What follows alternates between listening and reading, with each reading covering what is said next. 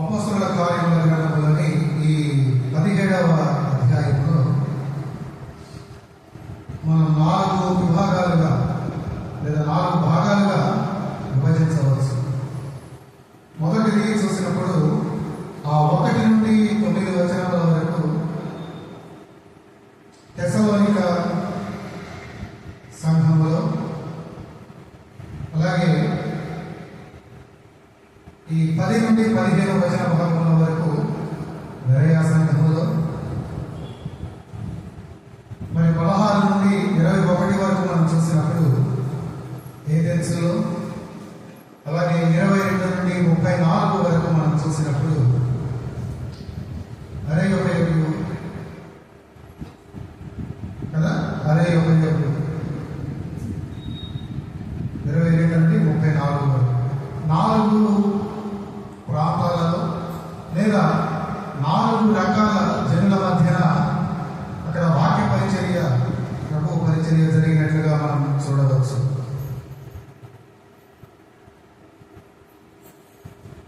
అయితే మనం చదువుకున్న ఈ వాక్య భాగంలో, మనం మూలవచనముగా ఇచ్చిన భాగంలో ఆ 10 నుండి 13 వచన భాగంలో వరకు మనం చూసినప్పుడు 2 పర్యాయములు ఈ బెరయ పట్టణం యొక్క ప్రస్తావన మనకు కనబడుతూ ఉంటుంది కదా. దానికి ముందు ఈ పౌలు శీలలు ఎక్కడ నుండి వచ్చారు? తెస్సలోనిక సంఘం నుండి లేదా ప్రాంతం నుండి వారు రావడం జరుగుతుంది. ఈ తెస్సలోనిక ఈ యొక్క బెరయకు పశ్చిమ దిక్కున దాదాపు ఒక 100 కిలోమీటర్ల దూరంలో నెలకొని ఉంది. 100 కిలోమీటర్ల దూరంలో బెరయ సంఘము లేదా బెరయ పట్టణము అక్కడ ఉన్నట్లుగా మనం చెప్పవచ్చు. ఆ తెస్సలోనికలోని వారు రాత్రి వేళ పౌలు శీలను బెరయలోనికి పంపించారు. సొంత మనం ఆలోచన చేస్తే ఆనాటి పరిస్థితులను బట్టి సరైన ప్రయాణ సౌకర్యం కూడా లేకపోవచ్చు కదా. అటువంటి ప్రయాణ సౌకర్యము సరిగ్గా లేనటువంటి దినాలలో అందున రాత్రి వేళ ఆ ప్రయాణంలో కదా, దూరం చూస్తే సుమారు 100 కిలోమీటర్లు కదా, 100 కిలోమీటర్ల దూరం. చూడండి, అంతటి దూరము రాత్రి వేళ సరైన ప్రయాణము లేదా ప్రయాణ సాధనాలు సరైన మార్గము లేనటువంటి దినాలలో కూడా ఈ పౌలు శీలలు తెస్సలోనిక వారి యొక్క బలవంతమును బట్టి బెరయకు రావడం జరుగుతుంది కదా.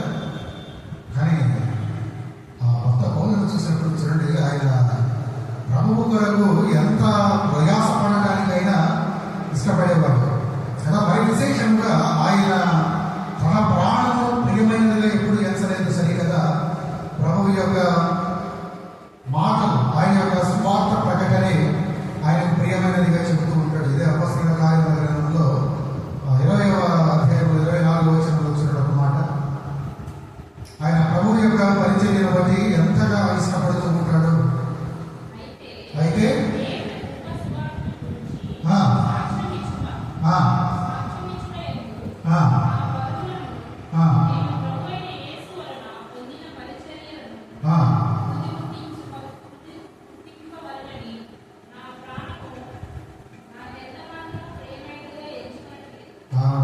కదా, ఏమంటున్నాడు ఆయన?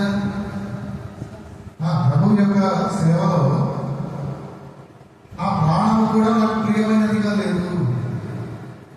ఆ సువార్త ప్రకటించే విషయంలో నా ప్రాణము నాకు పెద్ద తీపిగా నాకు రుచించడం లేదు అని పలుకుతూ ఉంటాడు కదా.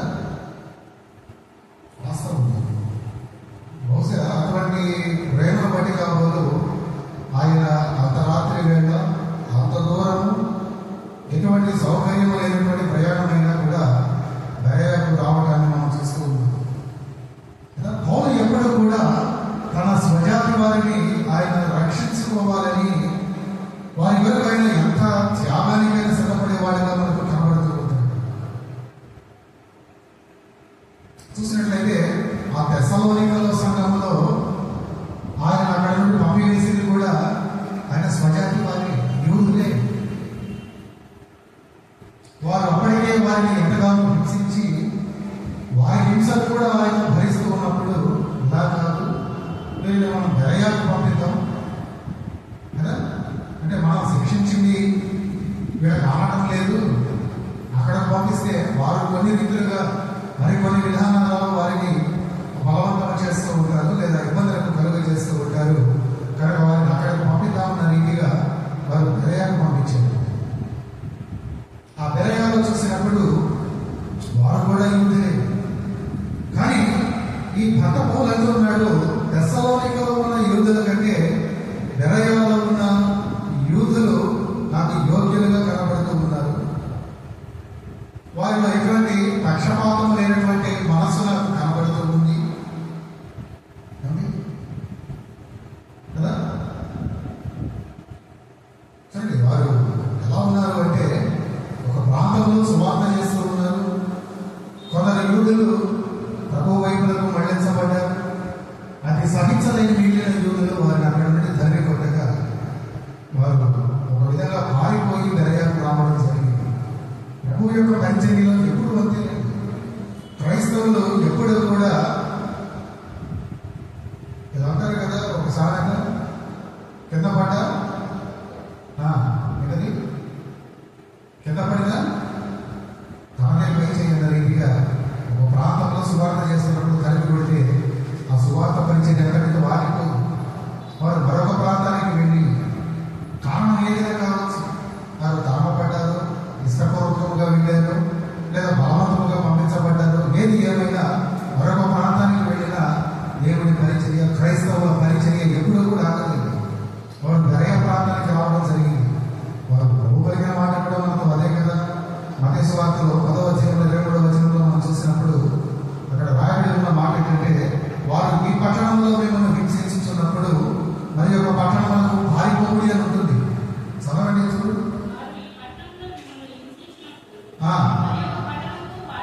కదా కనుక ఆ శిష్యులు పౌరశీలను ఇరువురు కూడా ప్రభు శిష్యులు ఇరువురు కూడా మరొక ప్రాంతానికి వచ్చారు కదా.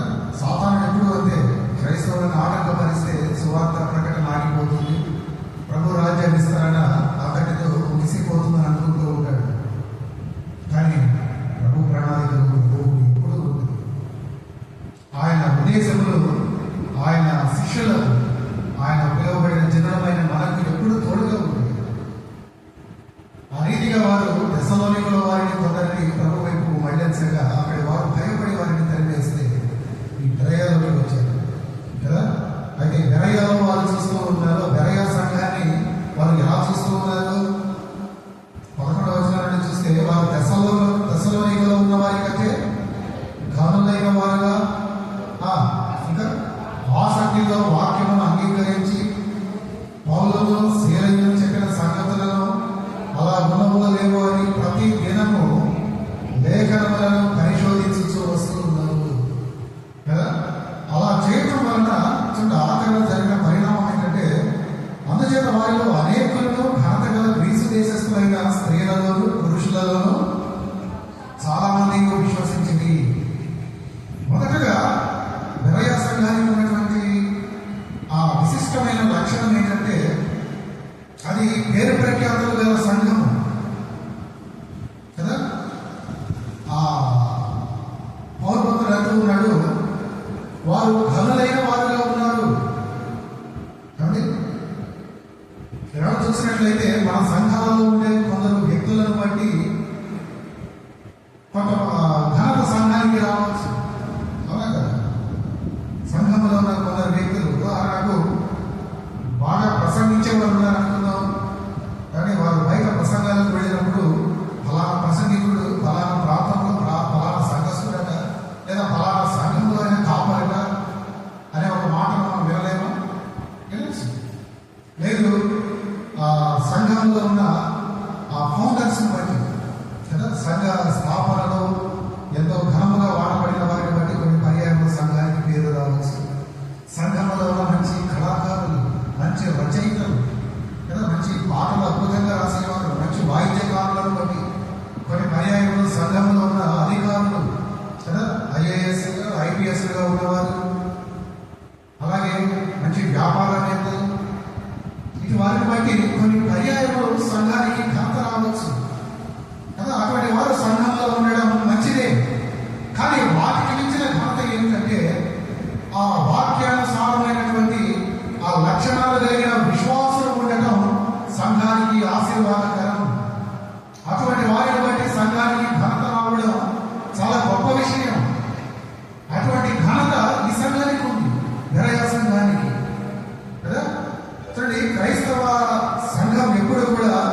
దేవుని పద్ధతులను అనుసరించాలి. అర్థవంతమైనటువంటి ఆచరణాత్మకమైనటువంటి ఒక రక్షణానుభవం, ఒక పరిశుద్ధ జీవితం కదా, ఒక తగ్గింపు స్వభావం, ఒక పవిత్రమైనటువంటి మంచి సాక్ష్యము ఎప్పుడు కూడా విశ్వాసాలకు ఉండాలి. అటువంటి విశ్వాసాలతో నింపబడిన ఆ సంఘము ఘనత వహించినదిగా, ఘనముగా ప్రభువు దృష్టికి, లోకము దృష్టికి కనబడుతూ ఉంటుంది. బెరయ సంఘం గురించి అటువంటి ఒక సాక్ష్యం పలుకుతున్నాడు ఆ పౌలు మహర్షి కదా. చూడండి, సంఘములో ఎప్పుడు కూడా అటువంటి వారు తయారు కావాలంటే, అంటే ఘనులైన వారు తయారు కావాలంటే, మంచి సాక్ష్యం కలిగిన వారు తయారు కావాలంటే, వారి విశ్వాసంలో, వారి భక్తిలో దృఢపరచబడిన వారు కావాలి అంటే ఎలా ఉండాలి? సంఘములో వాక్యము ఘనముగా ఉండాలి కదా. ఘనమైన వాక్యమే ఘనమైన విశ్వాసాలను తయారు చేయగలదు కదా. ఇలా చూసినట్లయితే సంఘంలో ఎటువంటి బోధలు జరుగుతూ ఉన్నాయి? నామమాత్రపు బోధలు కదా, వారిని వారు హెచ్చించుకునే బోధలు, కొన్ని పర్యాయంలో సంఘ కమిటీలను పెద్దలను మెప్పించే బోధలు. అది కాదండి. ప్రభువును ఘనపరచలాగా, ప్రభువును మెప్పించలాగా సంఘంలో బోధలు జరగాలి. అటువంటి ఘనమైన బోధలు కొన్ని పర్యాయములు విశ్వాసాలకు కొంత ఇబ్బందికరంగా ఉండవచ్చు, కానీ అటువంటి బోధలు వినబడే సంఘములోనే ఘనమైన విశ్వాసులు, ఘనముగా ఎంచబడేవారు కదా. ఎందుకంటే అటువంటి సంఘంలో వాక్యం ఎక్కడైతే సూటిగా, తేటగా, వాడిగా, వేడిగా ప్రచురించబడుతూ ఉంటుందో అటువంటి వాక్యం చేత విశ్వాసులు తమను తాము మార్చుకునే అవకాశం ఉంటుంది. వాక్యానుసారమైన జీవితం ఉంటుంది. ప్రభువు మెచ్చే రీతిలో వారి సాక్ష్యం ఉంటుంది. అటువంటి వారిని బట్టి సంఘము ఘనపరచబడుతూ ఉంటుంది కదా. ఆ వాక్యానికి లోబడి కట్టబడే సంఘమే ఘనమైన సంఘము కదా. కొన్ని పర్యాయంలో ఉన్నట్టుగా చెప్తే సంఘానికి కొందరు రాలేమనే భయం వారి కాపులకి కలుగుతుంది. అంత మాత్రమని చెప్పి మేము వాక్యాన్ని వక్రీకరించి చెప్పకూడదు. మేము ఉన్నది ఉన్నట్లుగా చెప్పాలి. విశ్వాసాలు కూడా వాక్యాన్ని ఉన్నది ఉన్నట్లుగా అంగీకరించాలి. అంతే తప్ప అలా నా పాస్టర్ గారు నన్ను ఉద్దేశించే కదా వాక్యాన్ని చెబుతున్నారు అది కాదండి. నిన్ను ఉద్దేశించే కావచ్చు, కానీ నువ్వు దానిని తీసుకోవాల్సిన విధానంలో తీసుకోవాలి కదా. చూడండి, నాడు సంఘాలలో అన్నట్లుగా వాక్యం ఉన్నది ఉన్నట్టుగా బోధిస్తే విశ్వాసం కరువైపోతున్నారు. సంఘాలకు రావడమే మానేస్తూ ఉన్నారు. అలా భయపడే సంఘము ఘనమైనది కాదు సరికదా. ఘనహీనత కంటే కూడా చాలా తక్కువైన సంఘం, చాలా తక్కువ, చాలా తక్కువ కదా. మన గంపేడు ఎనప మొక్కల కంటే ఒక కాసు బంగారం చాలా విలువైంది. గంగి గోవు పాలు వెరకడు చాలు కదా. అంటే గాడిల పాలు ఉండ నిండగా ఉన్నా పెద్ద ఉపయోగం లేదు. బెరయ సంఘస్థులు తెస్సలోనిక వారి కంటే ఘనులు. ఏ సంఘం అయితే ప్రభువును ఘనపరుస్తూ ఉంటుందో ఆ సంఘాన్ని, అంటే ఆ సంఘంలో ఉన్న విశ్వాసులను ప్రభువు ఘనపరుస్తాడు. అందుకు కీర్తనకారుడు ఏమంటాడో తెలుసా? 34వ సంకీర్తన 3వ చరణంలో, నాతో కూడి యెహోవాను ఘనపరచుడి, మనం ఏకముగా కూడి ఆయన నామమును గొప్ప చేయగలము అంటాడు. చూస్తున్నారా? యెహోవాను ఘనపరచుడి, మనం ఏకముగా కూడి ఆయన నామమును గొప్ప చేయగలము. ఇంకా 99వ సంకీర్తన 5వ చరణంలో అంటాడు, మన దేవుడైన యెహోవాను ఘనపరచుడి, ఆయన భారతీయుల ఎదుట సాగిలపడి, ఆయన పరిశుద్ధుడు. అదే 99వ చరణంలో అంటాడు, మన దేవుడైన యెహోవా పరిశుద్ధుడు, మన దేవుడైన యెహోవాను ఘనపరచుడి కదా. ఆ పక్కన 3వ సంకీర్తనలో చూడండి, 4వ చరణంలో, చెల్లించుచు ఆయన గుమ్మములలో ప్రవేశించుడి, కీర్తనలు పాడుచు ఆయన ఆవరణంలో ప్రవేశించుడి, ఆయన స్తుతించుడి, ఆయన నామమును ఘనపరచాలి. ప్రభు నామమును సమయం చిక్కినప్పుడల్లా ఘనపరచాలి. ఎప్పుడు తీరిక దొరికితే అప్పుడు కదా. ప్రభువును ఘనపరచడానికి వేల పాటల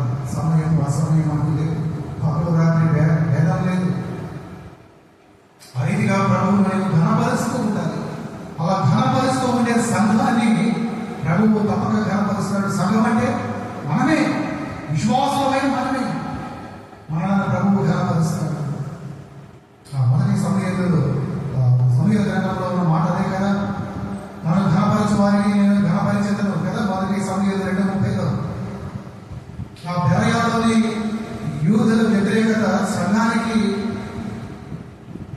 కొంత ఇబ్బంది కలిగించింది. కానీ వారు తమ శ్రేష్టమైనటువంటి గుణాలను వారు పోగొట్టుకోలేదండి కదా. ఘనులు అంటే ఎవరు? శ్రేష్టమైన గుణం కలిగిన వారు కదా. కొన్ని పర్యాయంలో లోక సంబంధంగా గొప్ప వంశంలో పుట్టిన వారు. ఆ వంశం మాట నుంచితే ఈ గుణము అనేది మనకి మనం కలుగ చేసుకునేది కదా. ఆ శ్రేష్టమైన గుణాలను మనం కలిగినప్పుడు ఘనులుగా మనం ఎంచబడతాం. అంటే ఎటువంటి పక్షపాతము, ఎటువంటి దురభిమానము కదా. సత్యము పట్ల తెరవబడిన కనులు, తెరవబడిన హృదయము కలిగిన మనస్సు కలిగిన వారు. ఈనాడు స్థానిక సంఘాలు కూడా ఆ రీతిగా ఘనమైనవిగా ఉండాలని ప్రభువు యొక్క కోరిక. అటువంటి ఘనత మనం ఎలా సంపాదించుకోవాలి? ఎలా సంపాదించుకోవాలి? మొదటిగా ప్రభువును ఘనపరిస్తే ఆయన ఘనపరుస్తాడు. కొన్ని మాటలు చూద్దాం. సామెతల గ్రంథం 20వ అధ్యాయంలో 3వ వచనం చూడండి. కలహములకు దూరముగా ఉండట నరులకు ఘనత. ఎప్పుడు నీకు ఘనుడుగా ఎంచబడతావు? ఎప్పుడు నీకు ఘనత కలుగుతుంది? గొడవలకు, కొట్లాటలకు, కలహాలకు నీవు దూరముగా ఉంటే నీవు ఘనత పొందుకుంటావు.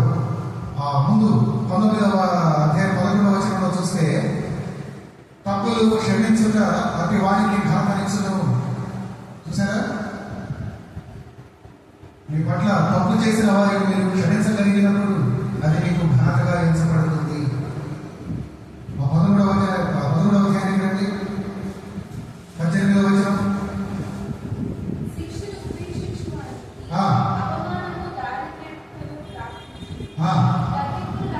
గతింపును లక్ష్య పెట్టువాడు ఘనతను కదా. తల్లిదండ్రులు మనల్ని గతించినప్పుడు ఎవరైతే ఆ గతింపుకు లోబడతారో, ఆత్మీయ తండ్రి గారు కదా, పాదిరి గారు ఎప్పుడైతే సంఘంలో వాక్యము ద్వారా గతిస్తారు, దేవుడి వాక్యానికి, పాదిరి గారి మాటలకు ఎవరైతే లోబడతారో, ఆ గతింపును ఎవరైతే అంగీకరిస్తారో వారికి ఘనత కదా. 29వ చూడండి. 23వ అధ్యాయం 29వ అధ్యాయం 23వ వచనం.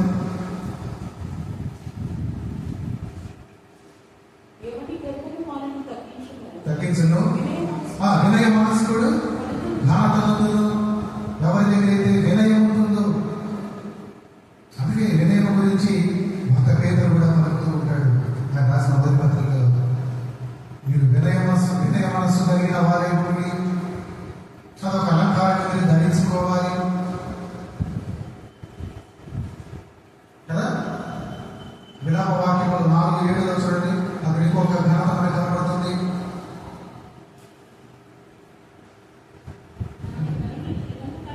దాని ఘనులు హిమము కన్నా శుద్ధమైన వారు. ఎవరు వారు? పరిశుద్ధులు. ఎవరైతే ప్రభువు రక్తంలో కడగబడిన వారుగా, నీతిమంతులుగా ఎంచబడతారో వారి గురించి రాయబడిన మాట. వారు హిమము కంటే శుద్ధమైన వారు, ఇంకా ఘనులు కదా.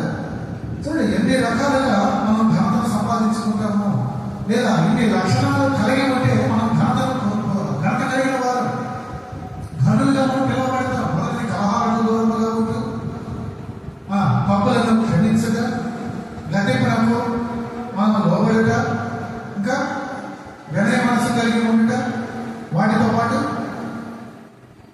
ప్రభువును ఘనపరచుగా కదా. నన్ను ఘనపరచు వారిని నేను ఘనపరుస్తాను. ఈ లక్షణాలన్నిటినీ నీవు కలిగి ఆఖరికి నీవు ప్రభువుని ఘనపరుస్తూ ఉంటే కదా, నీకు వీలు చిక్కినప్పుడల్లా. కొంతమంది అంటారు, ఏమో ప్రార్థన చేసుకుంటున్నారా, సమయం కుదరట్లేదు పాస్టర్ గారు, అమ్మ మందిరానికి రావడం లేదు, చాలా పనులు ఉన్నాయి. అది కాదు. మరి నీకు సమయం కుదిరినప్పుడు ప్రార్థిస్తున్నావా? మరి నీకు సమయం అనుకూలించినప్పుడైనా నేను మందిరానికి వస్తున్నావా? అప్పుడు కూడా రావు. మరి ఎలా ప్రభుత్వం నేను గనపరుస్తున్నట్లు అవుతుంది? ఇటువంటి లక్షణాలన్నింటినీ మనం కలిగి కదా, కలహాలకు దూరంగా ఉంటూ, తప్పులు చేసినప్పుడు క్షమిస్తూ కదా, ఈ క్వాలిటీస్ అన్నిటినీ మనం కలిగి ఉంటూ ప్రభువును ఘనపరుస్తూ ఉంటే మనము ఘనముగా ఎంచబడిన వారము, ఘనులుగా ఉన్నటువంటి సంఘముగా, విశ్వాసులుగా మనం పిలువబడతారు. ఇరవై సంఘము వారు ఘనుడై కనబడుతున్నారు పౌలు దృష్టికి. రెండవది, వారు ఎలా ఉన్నారు? ఘనుడై ఉంది కనుక ఆసక్తితో వాక్యం అంగీకరిస్తూ ఉన్నారు కదా. ఇందాక ఘనులుగా ఉండడానికి ఒక లక్షణాన్ని నేను చెప్పాను. సామెతలు 29-23 వినయ మనస్సుడు ఘనతనందును అంతమంటే కాదు కానీ వినయ మనస్సు కలిగిన వాళ్ళు చెప్పినది వింటారు, దానికి ముందు గర్భింపునకు లోబడతారు. అటువంటి గుణం ఉన్నది కనుకనే వారు ఏం చేస్తున్నారు? అక్కడ ఆసక్తితో వాక్యమును అంగీకరిస్తున్నారు కదా. వాక్యాన్ని వినడం లేదు, వాక్యాన్ని అంగీకరించడం లేదు. నాడు ఎక్కడైనా గోడలు జరుగుతున్నాయి అంటే పొలోమంటూ పరిగెడతారు గుంపులు గుంపులుగా కదా. ఎక్కడెక్కడికో పరిగెడుతుంటారు దూర ప్రాంతాలకు కుటుంబాలతోటి, కుదిరితే కొన్ని పర్యాయంలో గ్రామం అంతా కలిసి మీరు వెళుతున్నారు. మంచి విషయమే, వాక్యాన్ని మీరు వింటున్నారు, చాలా మంచి విషయం. కానీ విన్న వాక్యాన్ని మీరు అంగీకరిస్తున్నారా లేదా అది ప్రధానమైంది కదా. మీరు వెళ్ళడం తప్పు కాదు, వాక్యం వినడం తప్పు కాదు, కానీ అది గొప్ప విషయం కాదు. కానీ విన్న వాక్యాన్ని మీరు ఆసక్తితో అంగీకరించాలి. ఆసక్తితో వినడం లేదు, అంగీకరించడం లేదు కదా. సంపూర్ణంగా తెరవబడిన మనస్సు ఉన్న వారే దేవుడి వాక్యాన్ని అంగీకరించగలరు కదా. వారు ఆసక్తితో అంగీకరించారు. దేవుడి పట్ల వారికి ఉన్నటువంటి, దేవుడి వాక్యం పట్ల వారికి ఉన్న శ్రద్ధ ఎంతైనా అభినందించదగ్గ విషయమే కదా. సంఘానికి ఏదో డ్యూటీగా వెళ్ళడం కాదండి. కొందరు ఆదివారం కాబట్టి సంఘానికి వెళుతున్నాం అంటారు కదా. ఇంకొందరు సంఘాన్ని ఒక వ్యాపార కేంద్రంగా, అనువుగా బాగుంటుంది కదా అని వెళ్ళేవారు లేకపోలేదు. కొందరు వారి భార్యను, భర్తను సంతోషపరచడానికి వెళ్ళేవారు లేకపోలేదు. కొన్ని పర్యాయంలో ఆ భార్య కూడా లేదా భర్త కూడా తప్పించుకునేదానికి కదా కొంత సమయం గుడికెళ్ళాలే ఇట్లా కూడా పడలేకపోతున్నాం అన్నారని మా సంఘంలో ఎవరైనా నేను లేదని సంతోషిస్తున్నాను కదా. అలా సంఘానికి వెళ్ళేవారు కూడా లేకపోలేదు. వారిని సంతోషపరచడానికి లేకపోతే కొన్ని పర్యాయంలో వారి ఆ పోడు పడలేక ఇంకొంత వ్యాఖ్య ఉంటుంది. ప్రత్యేకించి యవనస్తులు, వివాహం కాని వారు ఆ భార్యలను, భర్తలను సంపాదించుకోవడానికి వెళ్ళేవారు కూడా ఉంటారు. సంగతి వాస్తవం. ఏం భార్య గారు మరి అన్ని రకాలుగా ఇలానే వెళ్తారు సంఘానికి. ఎవరు మంచి బోధన కోసం వెళ్ళరా? వెళతారు. ఆశీర్వాదాల కోసం వెళ్ళరా? వెళతారండి. వాళ్ళతో పాటు వీళ్ళు కూడా ఉంటారు కదా. ఆశీర్వాదం పొందడానికి, ప్రసంగికుల బోధ వినడానికి, విన్న బోధను జడ్జి చేయడానికి, న్యాయ నిర్ణేతలుగా జడ్జిమెంట్ ఇవ్వడానికి వెళ్తారు. అది బాగా చెప్పారు చెప్పడానికి వెళ్ళేవాళ్ళు ఉంటారు. కొందరు బైబిల్ నేర్చుకున్నామని వెళ్ళేవాళ్ళు ఉంటారు. కానీ వినయాలోని సంఘం వారు ఎందుకు వెళ్ళారంటే ఆసక్తితో వాక్యాన్ని అంగీకరించడానికి వెళ్ళారండి. అది గమనించుకోవాలి. నువ్వు పైన ఎన్ని రీతులుగా, ఎన్ని రకాలుగా వెళ్ళినా వ్యర్థమే. ఆసక్తితో వాక్యాన్ని అంగీకరించడానికి వెళ్తున్నావా లేదా? ఆ వాక్యాన్ని నీలో ఇంజెక్ట్ చేసుకోవడానికి, నీలో ఇంప్లిమెంట్ చేయడానికి, వాక్యాన్ని జీవితంలో అప్లై చేయడానికి. దేవుడి మందిరానికి వెళ్ళాను, ఈ మాటలు విన్నాను, విన్న మాటల నెరవేర్పు, ఆ మాటలకు అనుగుణమైన జీవితం నా జీవితంలో లేదే, కాబట్టి ఆ జీవితాన్ని నేను స్టార్ట్ చేయాలి. ఆ దేవుడి మాటలు నా జీవితంలో నెరవేర్పులో ఉండాలి అన్న ఆసక్తితో, ఒక అంగీకార మనసుతో వెళ్ళేవాళ్ళు బెరయ సంఘస్థులు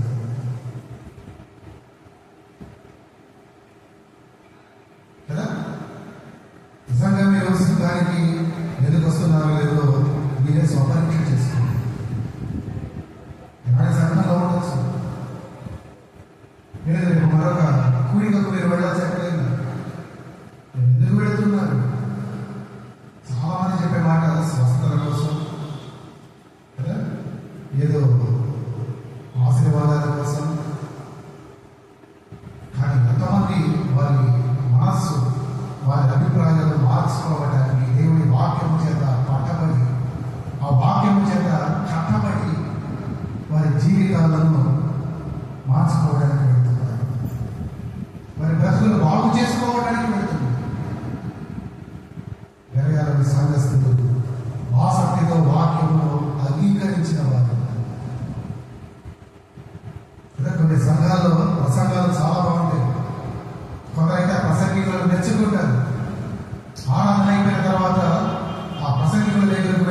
ఏదో వారికి తోచినంత ఆ గిఫ్ట్ లేదా పారితోషికం వారి చేతుల్లో కూడా పెడతారు. అంతవరకు బాగుంటుంది. కానీ అంత గొప్ప మెచ్చుకోలు, అంతటి గొప్ప రివార్డ్ ఇచ్చిన ఆ ప్రసంగికుడు చెప్పిన మాటలు ఈయన జీవితంలో ఉండవు. వెళతారు, షేక్ హ్యాండ్ ఇస్తారు, బాగా చెప్పారండి, నేను ఎప్పుడు వినలేదండి, చాలా అద్భుతమైన ప్రసంగం, మేము ఎక్కడెక్కడో తిరిగాం కానీ ఇంత మంచి మాటలు, ఇంత లోతైన మర్మాలు మేము ఎక్కడ వినలేదండి. అంతవరకు బాగుంది. మరి విన్న మర్మాలు మీ జీవితంలో అప్లై అవుతున్నాయో? ప్రసంగికుడు మేము మెచ్చుకున్నాం సరే, ప్రభువు నిన్ను తెచ్చుకునేలాగా నీ జీవితాన్ని కూడా మాటలను బట్టి మార్చుకుంటున్నావా? అందుకే ఈ పౌలు రోమ సంఘానికి రాస్తూ 10వ అధ్యాయంలో 2-3 చూడ మాటలు ఆ రోమిల గురించి, అక్కడున్న సంఘస్థల గురించి ఆయన పలుకుతూ ఉంటాడు. వారు దేవుని యందు ఆసక్తి కావాలని వారిని గురించి నేను సాక్ష్యం ఇస్తున్నాను. అయినను వారి ఆసక్తి జ్ఞానానుసారమైనది కాదు. ఎందుకంటే చదవండి, ఏదైనా వారు దేవుని నీతి నెరుగక తమ స్వనీతిని స్థాపించకూరుకొనొచ్చు దేవుని నీతికి లోబడలేదు. ఎలా ఉన్నట్టు వారి పరిస్థితి? దేవుని యొక్క ఆసక్తి ఉంది, నేనే బతుకుతున్నాడు కదా సాక్ష్యం. మరి దేవుని యొక్క ఆసక్తి ఉంది, వాటిని వింటున్నారు, అంతవరకు బాగుంది. కానీ ఆ ఆసక్తి నిజమైన దైవిక జ్ఞానంతో కూడిన ఆసక్తి కాదు.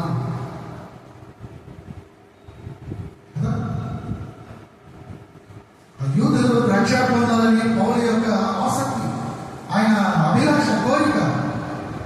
అయితే ఆ ధర్మశాస్త్ర పాలన ద్వారా వారు తమ సొంత నీతిని నెరవేర్చుకుంటున్నారు కనుక, తమ సొంత నీతిని వారు సృష్టించుకునే ప్రయత్నం చేస్తున్నారు కనుక కదా, వారు నిస్సహాయమైన పాపులని ఒప్పుకుంటూ ప్రభువు దగ్గరకు దేవుడిచ్చే నీతిని వారు అంగీకరించలేకపోతున్నారు కనుక వారి ఆసక్తి అంగీకారంలో కూడినది కాదు.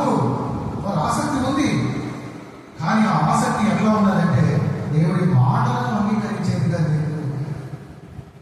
మనలో చాలా మంది పరిస్థితి క్రమంగా మందిరానికి వెళుతుంటాం, దేవుడి మాటలు ఎక్కడ వినబడినా వింటుంటాం కదా, యూట్యూబ్లో వింటాం, రేడియోలో వింటాం, ఎవరు చెప్పినా వింటాం, పెద్దలు చెప్పినా వింటాం, కాపర్లు చెప్పినా వింటాం, వినడం అంటే.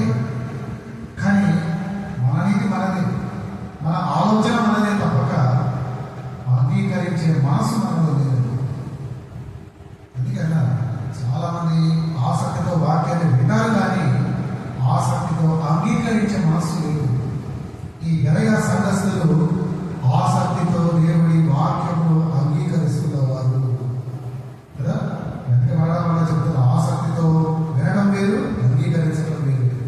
కొత్త నిబంధనలో చూడండి, నవ నిబంధనలో 4 రకాల ఆసక్తులు ఉన్నాయి. నేను చూపించడానికి ఇష్టపడుతున్నాను. త్వరగా సహాయం చేయండి. కొరింథీయులకు రాసిన 2వ పత్రికలో 7వ అధ్యాయం నుంచి చూద్దాం. కొరింథీయులకు రాసిన 2వ పత్రిక 7వ అధ్యాయం 11వ వచనంలో మీరు దేవుని చిత్త ప్రకారం పొందిన ఈ దుఃఖము ఎట్టి ఆసక్తిని మీలో పుట్టించడం చూడి. దాని కొనసాగింపు మీరు చూడాలంటే Hebrews 6:11 మీరు చూస్తే, నీ ఇది వరకు కనపరిచిన ఆసక్తిని తుదమట్టుకు కనపరచాలని నేను అపేక్షిస్తూ ఉన్నానంటాడు ఆయన. ఎందుకని? దేవుని చిత్త ప్రకారం వారు పొందిన దుఃఖం ఏదైతే ఉందో, ఆ సమయంలో వారికి ఎటువంటి ఆసక్తి అయితే వారిలో రేగిందో, ఆ ఆసక్తిని బట్టి వారు రక్షణ అనుభవములను నడిపించబడ్డారండి. ఆ అనుభవాన్ని వారు తన వరకు కూడా కలిగి ఉండాలని ఆ భక్తుడు ప్రయాసపడుతున్నాడు. Hebrews 6:11 చూసారా? మీరు ఇది వరకు కనపరిచిన ఆసక్తిని తుదమట్టుకు లాస్ట్ డేస్, మీ జీవితంలో ఆఖరి దినాల వరకు ఆ ఆసక్తిని మీరు కనపరుస్తూనే ఉండాలని నేను అపేక్షిస్తూ ఉన్నానని కోరుకుంటున్నాను అంటాడు. మొదటి ఆసక్తి. రెండవది చూడండి, ఇదే పత్రికలో కొరింథీయులకు రాసిన 2వ పత్రికలోనే ఇదే 7వ అధ్యాయంలోనే 11 కదా దాని ముందు 7వ వచనం చూడండి.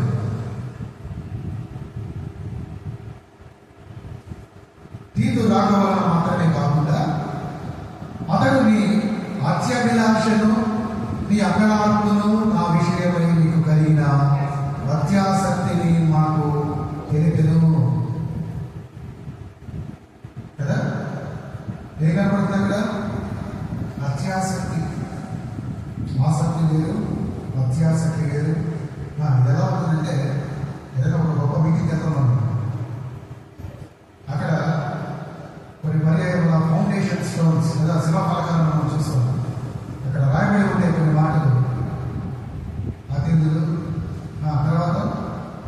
ప్రత్యేక అతిథులు, ముఖ్య అతిథులు, విశిష్ట అతిథులు, ఎక్కడికి రాదు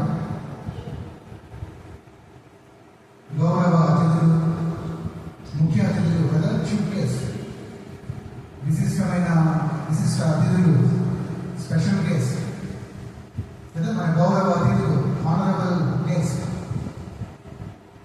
రీతిగా ఆసక్తి, అత్యాసక్తి, ఇంతకీ భక్తుడి అత్యాసక్తి ఏంటంటారు? ఏమనుకుతున్నాడు ఆయన?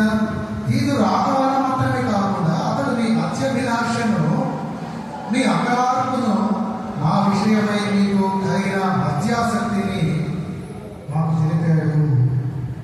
మేము మీ విషయంలో ఎంతగానో ప్రయాసపడుతున్నాం. మీరు వాక్యంలో కట్టబడాలని, మీ జీవితాలు మారాలని, ప్రభువులోకి మీరు లోతుగా వేరు మారిన వారే ఉండాలని మేము కోరుకుంటూ మీ గురించి ప్రార్థనలు చేస్తూ ఉన్నాం కదా. అటువంటి సమయంలో మాకు మీ విషయమై కలిగిన అత్యాసక్తి, అమితమైనటువంటి ఆసక్తి, ఆ విషయాన్ని ఆ తీరుకు మోసుకొచ్చాడు వార్తగా. సహోదర ప్రేమ కనబడుతూ ఉంటుంది, సహోదర ప్రేమ మనకు కనబడుతూ ఉంటుంది. మన తోటి వారి విషయంలో మనము ఎంత బాధ్యతాయుతంగా నడుచుకోవాలో, వారి విషయంలో మనం ఎంతగా ప్రేమించాలో, వారి గురించి మనం ఎంతగా ప్రార్థించాలో మనకు కనబడుతుంది. పక్కన ఇంకొక అధ్యాయం రండి, 8వ అధ్యాయం, అక్కడ 16వ వచనంలో తెలుస్తుంది. ఈ విషయమై నాకు కలిగిన ఈ ఆసక్తిని స్తోత్రము అంగీకరించను, కానీ అతనికి విశేష ఆసక్తి కలిగినందున తన ఇష్టము చొప్పున మీ యొక్కకు బయలుదేరి వచ్చాడు కదా. తీతువుకు విశేషమైన ఆసక్తి కలిగింది సంఘం పట్ల. అతనికి ఎంత విశేషమైన ఆసక్తి అంటే, నేను చెప్పకుండానే అతను మీ దగ్గరకు వచ్చాడు, అతను మీ దగ్గరకు రాబోతున్నాడు కదా. సంఘాలను దర్శించాలి, విశ్వాసులను నేను దర్శించాలి, నాతోటి సహోదరులను నేను కలుసుకోవాలి. కానీ వాడు సంఘంలో ఎవరైనా ఫలానా సంఘస్థులలో లేదా ఫలానా సంఘ పెద్దకు బాగాలేదంటే వెళ్తామంటే నాకు దొరికి లేదండి, ఇంకెప్పుడైనా చూద్దాం రోజు, అది కాదండి కదా. పరిచర్య విషయంలో, ప్రభువు ప్రేమ విషయంలో, సహోదర ప్రేమ విషయంలో ఎప్పుడు పిలిచినా వెనకకు వేయకుండా ముందుకు వెళ్ళేవారుగా ఉంటారు. ఆ తీతుకు అలా కనబడుతున్నాడు కదా. అతను విశేషమైన ఆసక్తి కలిగి తన ఇష్టం చొప్పున మీ దగ్గరకు బయలుదేరాడు తప్ప మేము పంపిస్తే రాలేదు. అతను మేమేదో బలవంతం చేసి పంపితే రాలేదు. అతనే ప్రేరేపించమని ప్రేమ కలిగిన వాడే అతనికి అతను రావడం జరిగింది. ఆఖరిది చూడండి, 11వ అధ్యాయం 2వ వచనం. దేవాసక్తితో ఈ ఏడల ఆసక్తి కలిగి ఉన్నాము కదా. చూడండి ఎన్ని రకాల ఆసక్తులు. మొదటి ఆసక్తిలో మనకు రక్షణ కనబడుతుంది. రెండవ ఆసక్తి, అత్యాసక్తిలో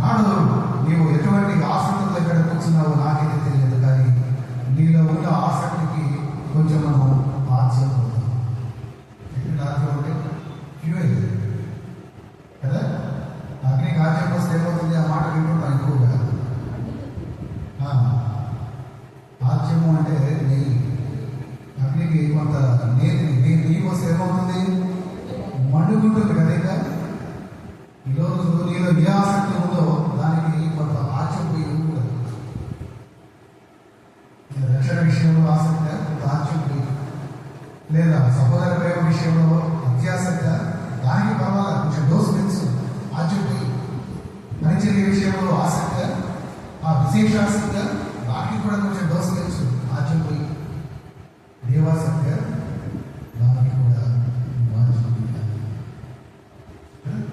ఆసక్తితో అంగీకరించే హృదయం కలిగిన వారుగా ఆ బెరయ సంఘస్థులు కనబడుతూ ఉన్నారు కదా. నాడు సంఘాలలో ఆసక్తి చల్లారిపోతుంది, సంఘాలు పెరుగుతూ ఉన్నాయి, సంఘంలో ఆత్మలకు కొదవ లేదు, సంఘంలో ఖజానాలో ఉన్న ఆ డబ్బుకు కొదవ లేదు, లోటు లేదు. కానీ ఆసక్తి కనపరచాల్సిన అసలు విషయంలో ఆత్మీయత విషయంలోనే, వాక్యం వినే విషయంలోనే వారి ఆసక్తి అనాసక్తిగా మారుతుంది.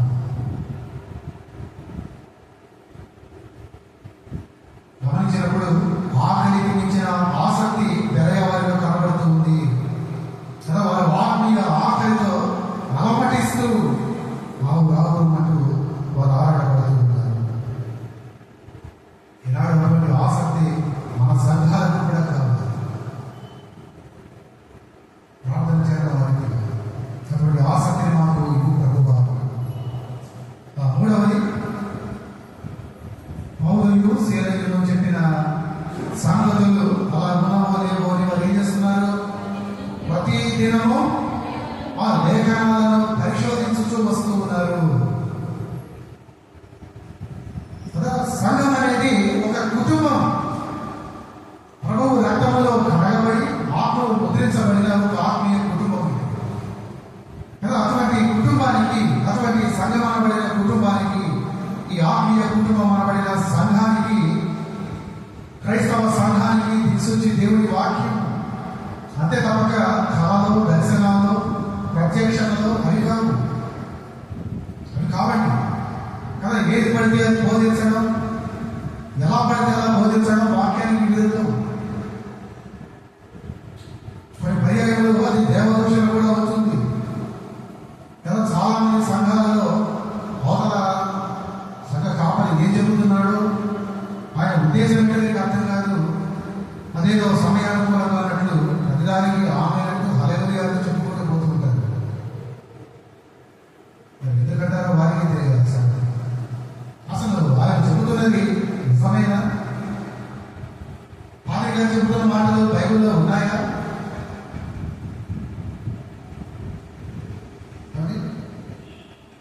ఈ బెరయ విశ్వాసులు ఏం చేశారంటే పౌలు స్త్రీలు చేసినటువంటి ప్రసంగాల మీద ఏం చేశారు? వారు పరిశోధిస్తూ కదా రీసెర్చ్ చేస్తున్నారు. అసలు నేను చెప్పేది కరెక్టేనా? అసలు అది మన డాక్టరేనేనా? అది మన సిద్ధాంతమేనా? ప్రభువు గురించి వారు చెబుతున్నారా? మారు మనసు విషయమే వారు చెబుతున్నారా? రక్షణలో ఎదిగే విషయాన్ని వారు చెబుతున్నారా? ప్రభువులో బాపడే విషయాలే వారు చెబుతున్నారా? లేక ఇంకేమైనా చెబుతున్నారా?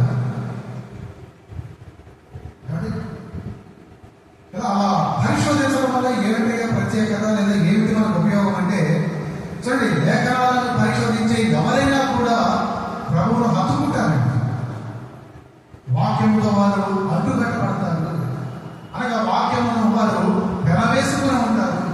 నీవు ఎప్పుడైతే వాక్యమును పెనవేసుకుని ఉంటావో, ఎప్పుడైతే వాక్యము నీవు హత్తుకుంటావో, ఎప్పుడైతే నీవు వాక్యము ఎప్పుడు పరిశోధనగా చదువుతూ ఉంటావో, ప్రభువుతో నీకు విడదీయరాని ఒక సహవాసం ఏర్పడుతుంది. ఆ సహవాసమే ప్రభువు కోరుతూ ఉన్నాడు.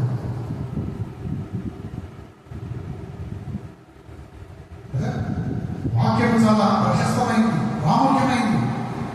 వాక్యము మన బ్రతుకులకు అర్థం వంటిది. యాకోబు పుత్రుడు మాట అదే కదా. అటువంటి వాక్యాన్ని మనం ఎప్పుడు కూడా రాయకూడదు. వాక్యాన్ని ఉన్నది ఉన్నట్టుగా చెప్పాలి. అలా చెప్పేవారు ఆ రీతిగా చెబుతున్నారు లేదో అన్నట్లు మనం పరిశీలనగా ఆ వాక్యాన్ని అంగీకరిస్తూ లేదా దానికంటే పరిశోధిస్తూ పరిశీలిస్తూ అంగీకరించాలి కదా. ఆ వాక్యము చదువుతున్నప్పుడు నేను నీకు అది ఉన్నది ఉన్నట్టుగా కనపరుస్తూ ఉంటుంది. నేను నీకు మోసం చేసుకోవాలని హెచ్చరిస్తూ ఉంటుంది వాక్యం. అటువంటి ఒక అవగాహన, అటువంటి ఒక గుణము లేకే నాడు సంఘాలు ఎలా ఉంటాయి కదా. దేవుడి స్వరం ఏం చెబుతుందో నీవు వినాలి.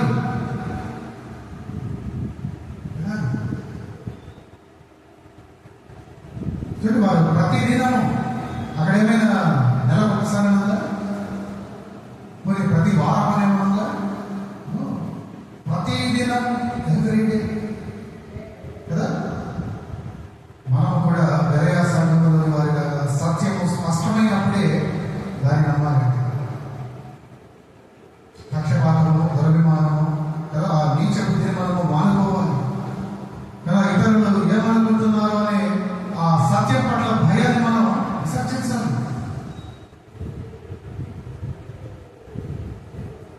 మరి ఏం చేశారంటే పౌలు చెబుతున్న విషయాలు అవి లేఖనానుసారంగా కదా పాత నిబంధనలను అనుసరించి ఉన్నాయా లేవా? ఈయన రక్షకుడి విషయం చెబుతున్నాడు, ఆయన పేరేదో ప్రభు యేసని పలుకుతూ ఉన్నారు, ఆయన గురించిన మాటలు ఆ యెషయా గ్రంథంలో ఉన్నాయా? వెతుకుతున్నారు. నాడు మనం ఏదైనా కొత్త బోధన విన్నప్పుడు అది బైబిల్లో రాసి ఉందో లేదో మనం వెతకాలి కదా. అది బైబిల్తో ఏకీభవించాలి. ఒకవేళ అబద్ధమని తెలియతే ఏం చేయాలి? పక్కన పెట్టేసేయండి, నిరాకరించాలి. అది ఎప్పుడు జరుగుతుందంటే, ఇప్పుడు నేను బోధ చేశాను, దేవుడి మాటలు వెల్లడి చేశాను, నేను చెప్పిన మాటలు ఉన్నాయో లేవో నేను ఇంటికి వెళ్ళాక కూడా నేను బైబిల్ని పరిశీలనగా పరిశోధించి చదవాలి. మా దగ్గర ఆ మాట అన్నారు కదా, ఆ మాట ఉన్నాయో బైబిల్లో ఉంటే నమ్మాలి, నమ్మి అంగీకరించాలి కదా. నాడు చూడండి, ఆధునిక సంఘాలు ఎలా ఉన్నాయంటే దేవుడి మాట కంటే కదా, ఈ సత్యము కంటే భ్రమింపజేసే వారిని, వారు చేస్తున్న భ్రమలను వాటిని ఎక్కువగా నమ్ముతూ ఉన్నారు. అందుకే చూడండి, సత్యం ఉన్నది ఉన్నట్టుగా వెల్లడి చేయబడే సంఘాలలో చాలా మంది జనాలు గొడవగా ఉన్నారు. కానీ ఒకనాటికి ఆకడలో ఎంతమంది సంఘాలు అవే కొద్దిమందిగా ఉన్న గట్టి గింజలుగా ప్రభు వాటిని చూస్తూ ఉంటారు. విశ్వాసంలో వారు గట్టివారు, వారి ఆత్మీయతలో వారు బలము కలిగిన వారు కదా. సత్యాన్ని తప్పుగా చెప్పడం ఎప్పుడు కూడా తప్పే. చూడండి, కొందరు విషయాన్ని చెప్పాలి ఖచ్చితంగా, బైబిల్ని గుర్తు పెట్టుకోవడం ఏమండి. కొన్ని పర్యాయములు ఈ నాయకుల అడుగులకు అడుగులెత్తేవారు, బిషపులను తండ్రి గారు అని పిలుస్తూ, లేదా లేడీ బిషప్స్, ఉమెన్ బిషప్స్ అమ్మగారులను పిలుస్తూ ఎక్కడ ఉన్నాయండి బైబిల్ అవన్నీ నాకే ఎప్పుడు కనబడలేదు. ఎక్కడి నుంచి వచ్చి ఈ పదాలు, లేదంటే ఈ పాఠకులన్నీ చెప్పండి, ఈ అలవాట్లు వాటిని మనం చెప్పించాలి. అటువంటి వాటిని మనం ఖచ్చితంగా ఖండించాలి. బైబిల్లో లేదు అంటే అది తప్పని మనం నిర్ధారించుకోవాలి. చూడండి, ద్వితీయోపదేశకాండం 17వ అధ్యాయంలో 19వ వచనంలో ఒక మాట నేను చూపించాలని ఆశపడుతున్నాను. అక్కడ రాయబడి ఉన్న మాట, అది అతని వద్ద ఉండాలి, తన రాజ్యమందు తాను తన కుమారులను ఇశ్రాయేలు మధ్యను దీర్ఘాయుష్మంతులకై తాను తన సహోదరుల మీద గర్వించి ఈ ధర్మమును విడిచిపెట్టి కుడికి కానీ ఎడమకు కానీ తాను తొలగక ఉన్నట్లు తన దేవుడైన యెహోవాకు భయపడి ఈ ధర్మశాస్త్ర వాక్యములన్నిటినీ, ఈ కట్టడాలను అనుసరించి నడవ నేర్చుకునేందుకు అతడు ఆ బ్రతుకు దినములన్నిటిలో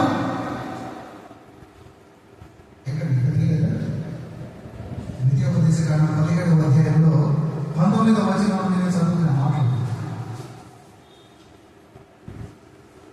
చింటిలోని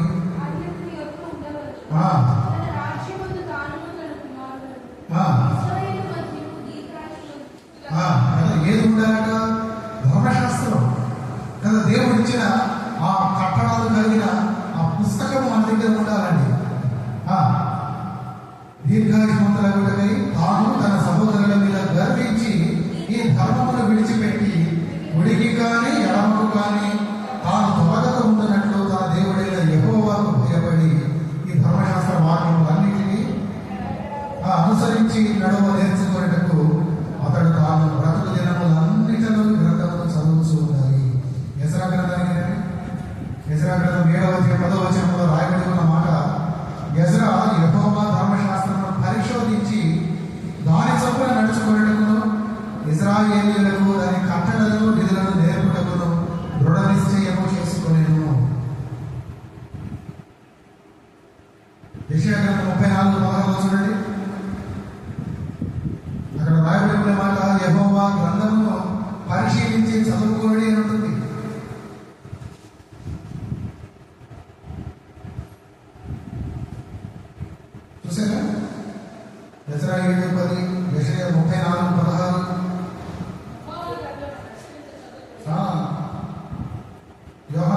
సువార్త 5:39 చూడండి.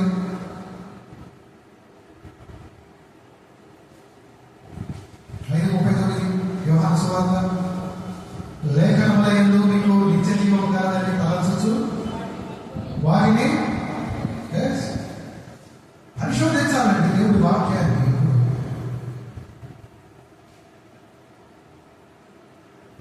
వాక్యాన్ని మనము పరిశోధనగా ధ్యానించాలి. అదొక విధానం, ఇట్స్ అ ప్రొసీజర్.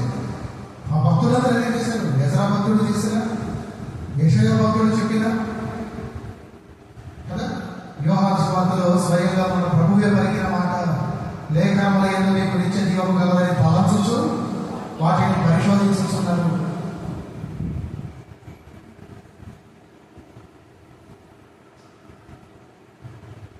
వాక్యాన్ని ఎప్పుడు కూడా మనం పరిశీలనతో పాటు పరిశోధన కూడా చేయాలి. చెప్పే మాటలు, చెప్పే బోధలు సరి అయినవా కాదా. ఆఖరికి చూడండి, వారు మొదటగా ఘనులుగా ఎంచబడ్డారు. రెండవది, ఆసక్తితో వాక్యమును విన్నారు కాదు, అంగీకరించారు. మూడవది, ప్రతిదినము లేఖనాలను పరిశోధిస్తూ వచ్చారు. తర్వాత అనేకులు విశ్వసించినట్లుగా వారు ప్రయాసపడ్డారు. అదేనా? అలా ఉండటం చేత చూడండి, అందుకే అందుచేత వారిలో అనేకులు ఘనత గల గ్రీసు దేశస్థులైన స్త్రీలలోను పురుషులలోను చాలా మంది విశ్వసించి, అందుచేత ప్రయాసపడ్డారు.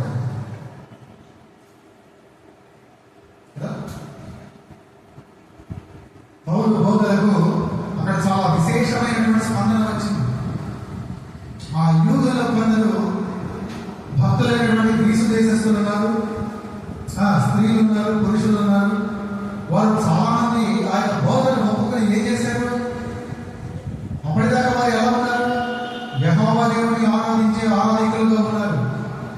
కానీ అలాంటి వారు కూడా చాలా త్వరగా పౌలు బోధకు లోబడి ఏమయ్యారు? ప్రభువుని అంగీకరించారు కదా. యేసుక్రీస్తు వారు అంగీకరించారు. నిజంగా బెరగా విశ్వాసులు మంచి మాదిరి గల విశ్వాసులు కదండి. చూడండి, వారి చర్యలతో ఇదంతా చేశారు. ఘనులుగా కనబడ్డారు. ఘనత ఎలా కలిగింది వాళ్ళకి? వాక్యానుసారంగా ఎటువంటి వారికి ఘనత? కలహము పుట్టించే వారికి, తప్పులను క్షమించు వారికి, ఇంకా వినయ మనసు కలిగిన వారికి, ఇంకా ఇంకా ఇంకొక పాయింట్ మర్చిపోయారు.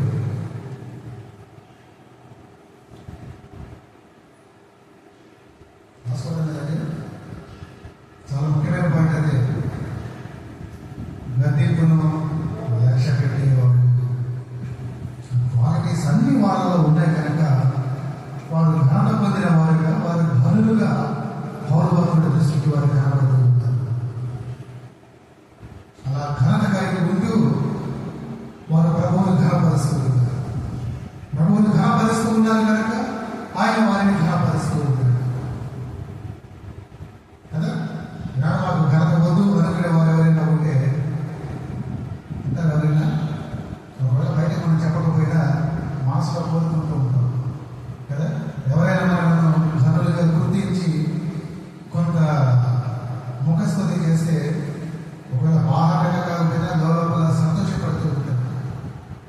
కానీ నిన్ను ఎవరు ఘనులుగా ఎంచినా ఎంచకపోయినా నీ సంఘము నిన్ను ఘనులుగా ఎంచలేదు. సంఘం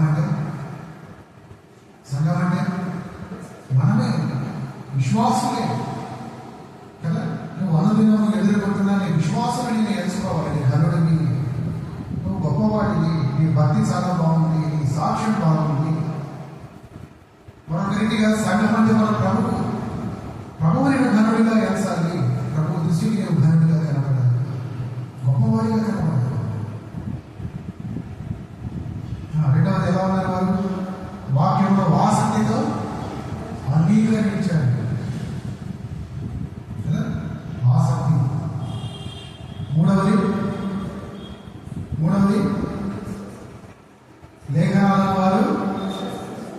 పరిశోధించారు, ప్రతి దినము పరిశోధించారు. ఏ రోజు చెప్పిన వాక్యం ఆ రోజే వారు హోంవర్క్ చేశారు. చెప్పినంత చదివారు, చదివి కరెక్ట్గా ఉన్నదో లేదో, ఇవాళ హాస్పిటల్ చెప్పిన మాటలు కరెక్ట్గా ఉన్నాయో లేదో అక్షరాలు చేసుకున్నారు, ఒక రూఢి చేసుకున్నారు, కన్ఫర్మేషన్. ఆఖరిని అటువంటి ఒక విధానం చేత వారిని బట్టి చాలా మంది ప్రభు దగ్గరకు, పౌరు బోధలకు ఆకర్షితులయ్యారు. ఏదో ఒక మంచి మాదిరి కలిగిన వారిగా వారు కనబడుతూ ఉన్నారు. అంటే ప్రభు మనకు చెప్పిన చివరి మాట లేదా ఇవ్వబడిన చివరి ఆజ్ఞ ఏంటి? మత్తయి సువార్త 28:19 ప్రభు పలికిన మాట ఏంటి? మరి మార్కు సువార్త 16:15 చూస్తే అదే మాట ఉంటుంది. దాదాపు మార్కు సువార్త 16:15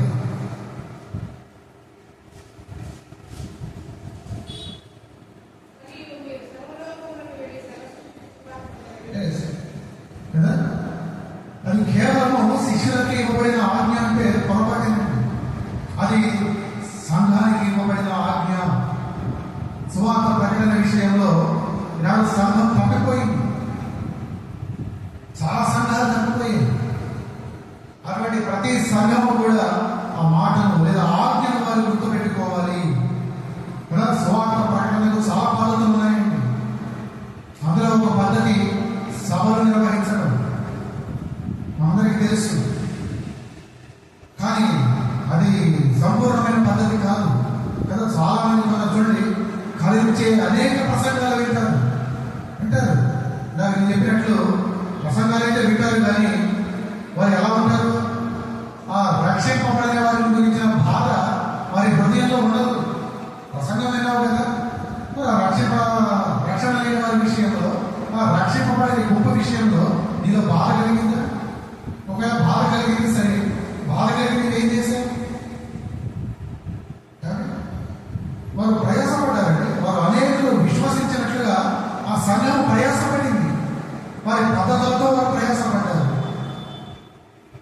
కదా. ఒక మంచి మాదిరిగా వారు ప్రయాసపడ్డారు. చూడండి, చరిత్రలో కొన్ని సందర్భాల్లో విశ్వాసుల్ని బైబిల్ చదవకుండా అడ్డుకున్న రోజులు ఉన్నాయి. నేను గత రెండోసారి చెప్పాను సంఘంలో. రాబోయే దినాలు కూడా బహుశారీగానే ఉండవచ్చు. అయితే అది గ్రహించినటువంటి గడియా సంఘం వారు ఏం చేశారు అంటే వారు భారతంతో ముందుకు సాగారు కదా. ఆ ప్రాంతం అంతా కూడా కదిలించబడింది. చాలా మంది విశ్వాసులుగా మార్చబడ్డారు కదా. నాడు మనం అనుభవిస్తున్న ఈ క్రైస్తవ్యము మన దేశానికి మొట్టమొదటి శతాబ్దంలోనే వచ్చిన దోమవాక మనం సాగిపోతుంది. మిమ్మల్ని ఆదిమ సంఘాలు ఎన్నో కూడా ఆయన బాటలోనే నడిచాయి. మనకు తెలిసి మన ఆధునిక కాలంలో ఎందరో మిషనరీలు, మరి వారందరి నుండి మనం ఏం నేర్చుకున్నాం? వారందరూ చేసినటువంటి పరిచర్యను మనం కొనసాగిస్తున్నాము. కాబట్టి మనమే ప్రశ్నించుకోవాలి, మనమే ప్రశ్న వేసుకోవాలి. యెషయా 54:5 రాయబడిన మాట తెలుసు మీకు. మాట చదవడానికి ఆ మాట మనకి ఈనాడు ప్రతి సంఘానికి ఖచ్చితంగా అప్లై అవుతున్న మాట. యెషయా 54:2 వచనంలో రాయబడి ఉన్నమాట, నీ గుడారపు స్థలమును విశాలపరచును, నీ నివాస స్థలముల తెరలు నిరాటంకముగా సాగనిము, నీ త్రాళ్లను పొడుగు చేయుము, నీ మేకులను దిగగొట్టుము, కుడి వైపునకును ఎడమ వైపునకును నీవు వ్యాపించదవు, నీ సంతానము అన్యజనుల దేశమును స్వాధీనపరచుకును, పాడైన పట్టణములను నివాస స్థలములుగా చేయును. అంటే జరుగుతున్నదా మన విషయంలో ఇది? అంటే నా ఉద్దేశం మన సంఘం విషయంలో, ఈనాడు చాలా సంఘాల విషయంలో జరుగుతున్నదా? నీ గుడారపు స్థలమును విశాలపరచుము అని ప్రభు పలుకుతూ ఉన్నాడు. నీ నివాస స్థలముల తెరలు నిరాటంకముగా సాగిపోను, నీ త్రాళ్లను పొడుగు చేయను, సంఘాన్ని వృద్ధి చేయమంటున్నాడు. మన కొరకు సువార్తను ప్రకటించమంటున్నాడు. అందుకోసం నేను ప్రయాసపడమంటున్నాను. ఇవాళ మన నడత ఎలా ఉంది? ఎలా ఉంది? చూడండి, ఒక మంచి సంఘం ఎప్పుడూ కూడా సువార్త సేవలో మానదు. అలాంటి సంఘం వలన దేవుడికి మహిమ కలుగుతుంది కదా. మన ద్వారా అనగా మన సంఘం ద్వారా అనేకులు ప్రభు దగ్గరకు తేపడ్డారు అంటే అది మన సంఘానికి ఎంత గొప్ప ఘనత. అంతకన్నా భాగ్యం మనకు అవసరమా? కదా. చూడండి, అందుకే ఈ యోహాను సువార్త 4వ అధ్యాయంలో మనకు ఒక ప్రాముఖ్యమైన పాత్ర కనబడుతుంది. ఒక నాయకుని సమరయ స్త్రీ ఏం చేసినారే?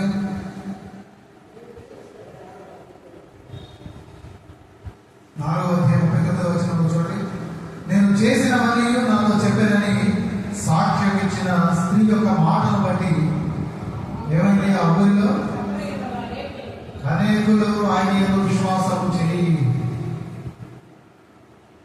కదా.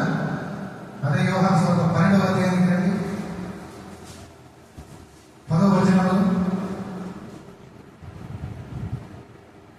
అతనిని బట్టి మృతులలో నుండి ఆయన లేపిన లాజరును బట్టి యూదులలో అనేకులు తమ వారిని విడిచి ఆ యేసునందు విశ్వాసం ఉంచి.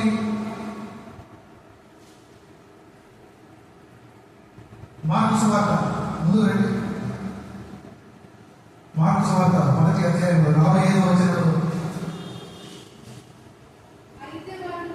అయితే వాడు వెళ్ళి దాని గురించి విస్తారముగా ప్రకటించుటకును ఆ సంగతి ప్రచురము చేయుటకును ఆరంభించాను కనుక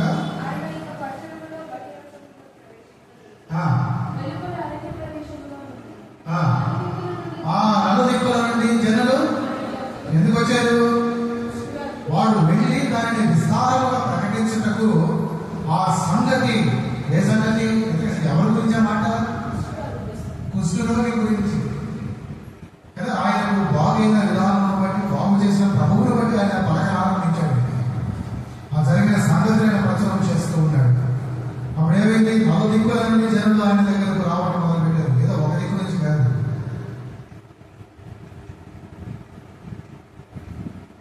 అపొస్తలుల కార్యముల గ్రంథం 16వ అధ్యాయం 34వ వచనంలో ఆ చెరసాల నాయకుడు మరియు అతడు వారి ఇంటికి తోడుకుని వచ్చి భోజనం పెట్టి దేవుని యందు విశ్వాసం ఉంచిన వాడే తన ఇంటి వారందరితో కూడా, ఒకవేళ ఇరుగు పొరుగు వారిని పిలవలేకపోవచ్చు కానీ కనీసం తన ఇంటి వారిని అయితే ఆయన విశ్వాసంలో నడిపించుకుని ఆనందపడ్డాడు.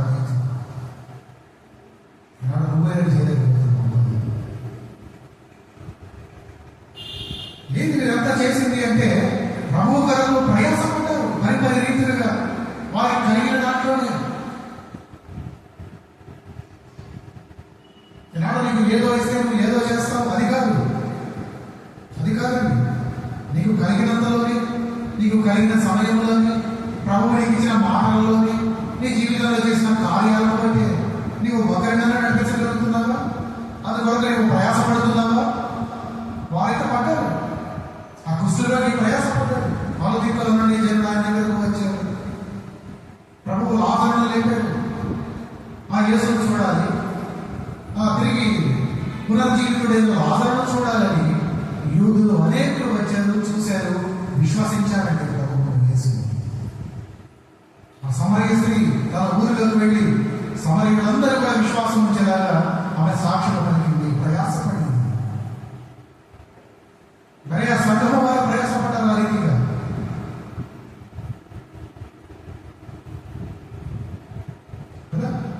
రక్షణకు మూలము సువార్తను ప్రకటించడం. దాని ఫలితంగా రక్షించబడిన వారు సంఘంలో చేర్చబడతారు.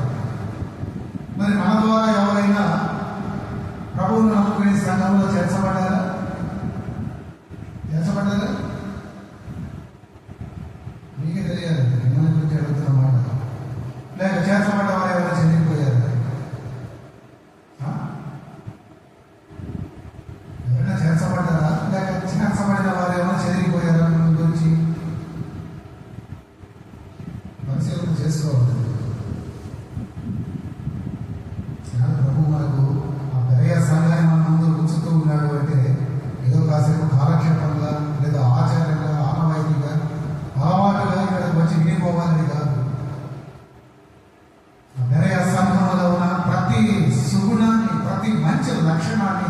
ఈనాడు మన సంఘం కూడా కలిగి ఉండాలి.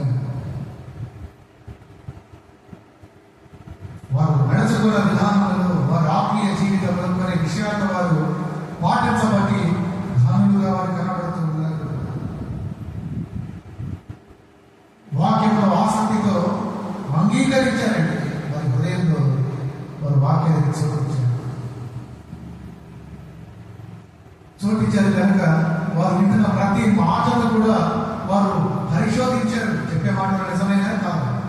ఇంటికి వెళ్ళి హోంవర్క్ చేశారు. ప్రతిరోజు బైబిల్ స్టడీ చేశారు.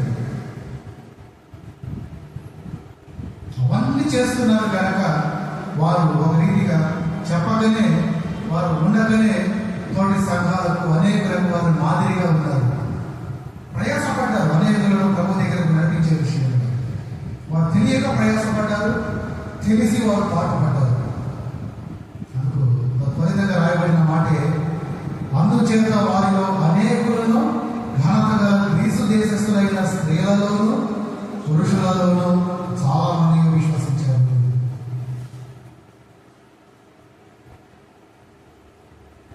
మరొకటి దర్యా సంఘముగా మనం ఉండాలి. సంఘం అంటే మీరందరూ కలిస్తేనే సంఘం. మీరు నేను అందరూ కలిస్తేనే సంఘం అని.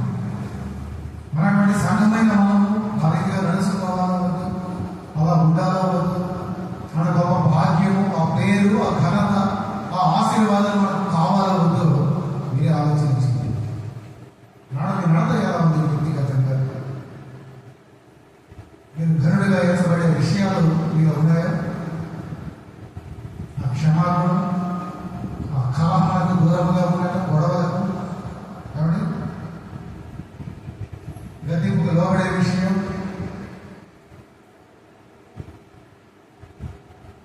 గమనించుకోండి. ప్రతి విషయం అవన్నీ కలిస్తేనే ఆ వేరే సంఘముల గురించి ఆ భక్తుడు సాక్షి పలుకుతూ ఉంటాడు. ఇంత చేసి మీరు అందరికీ ఏమయ్యారు? తెస్సలోనిక వారి కంటే ధనులు, వాళ్ళకంటే గొప్పవాడు, వాళ్ళకంటే చాలా మేలైన విషయాలు ఉన్నాయి ఈ సంఘంలో కదా. పౌలంతటి భక్తుడు మాటిస్తున్నాడు, ఆ సాక్ష్యం పలుకుతున్నాడంటే అది చాలా గొప్ప విషయం. కనుక అటువంటి కృప, అటువంటి ధన్యతలకి ప్రభు మన సంఘాన్ని కూడా నడిపించాలని నేను కోరుకుంటూ, ఆ విషయమై ప్రార్థిస్తూ మీరు కూడా మనకు సహకరించాలని, పాటుపడాలని కోరుకుంటూ నా ఈ మాట పంపిస్తున్నాను. ప్రార్థించకుండా మనకు తలలో వచ్చినట్లయితే ప్రార్థించాలి. మా ప్రార్థనలు ఆలకించబడా మా ప్రియ పరలోకపు తండ్రి, మీ ఉన్నతమైన, ఘనమైన, అద్వితీయమైన నామములకు మీ పాదములకు వందనాలు. ఈ రీతిగానైనా ఈ 2వ ప్రభుదినం ఈ సంఘాలయంలో మీరు మమ్మల్ని ప్రవేశపెట్టి, మీ పాదాల చెంతనైనా మమ్మల్ని సమకూర్చి నామమును ఘనపరచుటలో, ఆరాధించటలో, నేను ఆనందించటలో ఇచ్చిన గొప్ప ధన్యత వరకు, ఈ భాగ్యం వరకు మీకు వందనాలు. పట్టుకునే మీ బిడ్డలమైన మాకు మీరు ఇచ్చిన ఈ ఆత్మీయ మాటలను బట్టి కూడా మీకు వెరలేని స్తోత్రాలు స్థుతులు చెల్లిస్తూ, మరి ఆ సంఘమునైనా మీరు చూపిస్తూ, ఆ సంఘమునైనా ఏ రీతిగా ఉన్నదో, ఎలా నడుచుకున్నదో, అందరి బట్టి ఆ సంఘమునైనా ఎటువంటి ఘనతను పొంది ఉన్నది, ఏ సాక్ష్యమునైనా సంఘము కలిగి ఉందో మీరు మాకు సూటిగా తేటగా కనపరించారు.